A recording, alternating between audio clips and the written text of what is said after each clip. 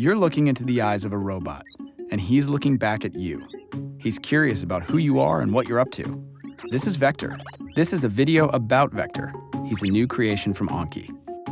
He is a character, a robot that is meant to live in your home. He's always on, he's alive. The idea is really that Vector becomes part of the family or that home, both on the emotional character side, but then also on the utility side. Vector is really the first robot that uses advanced deep neural networks to do a lot of perception and understanding of the world around him. What he does feels intentional. He can react to inputs in his environment and his life. We generally want to find one defining feature and then build from that. For Vector, curiosity was a big one. What they're saying is you officially live in a time when robot sidekicks are a real thing. Hey, Vector, give me a fist bump. It's a step closer to that sci-fi robot, that everyone wants to be friends with. That step closer means you've got a robot in your house waiting for you to get home. Autonomous like a Mars rover, aware enough to avoid falls like a tightrope walker, ooh, and always excited to welcome you home like a loyal companion. What's up, Vector? Jason. Vector's no slouch roommate either. He's happiest when he's helping out. Ask him the weather, and he'll show you. He can set a timer and cause a commotion when it's finished. Activate robot alarm.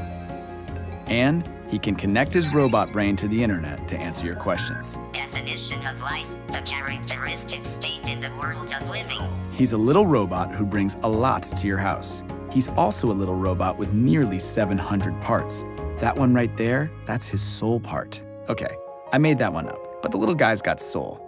Let's get someone in here to tell him what all this stuff actually does. How does he hear? Vector has a microphone array, which allows it to hear voices and noises and understand where it came from. What's he use to see? Vector uses a wide-angle camera. Why doesn't he fall off the table? 4 drop sensors. How come he doesn't bump into stuff? Has this laser distance sensor right here in the front. Whoa, robot lasers? How do we know he won't use that for evil? We have a very strict quality control process to make sure that no evil robotic overlords emerge from Vector. This thing is just awesome. There's got to be a huge amount of code inside the robot. There is a huge amount of code inside the robot. It's a few million lines of code at this point. That software really encompasses everything from the character to the low-level operating system to the cloud functionality. He has a camera in his face, and that's actually one of his primary sensors. Not just capturing the light in all the pixels, but it's making sense of those pixels. He knows what it is and where the stuff is. That code creates his intelligence and his personality. We think both about the IQ and the intelligence as well as the EQ and the emotion. You feel something for him. You bond with him, relate with him, care about him, and you feel that he can relate to you and give you something back. He is your friend. He was built to help and delight and entertain you. That is delightful and entertaining. So instead of sitting back and waiting for the robot apocalypse, Anki is making super smart robots built to bring joy and companionship to humans. Did I mention he likes to be pet? I know. Vector is a really big milestone for robotics because for the first time ever, there will be hundreds of thousands of people living with a robot in their homes, and that has never happened before.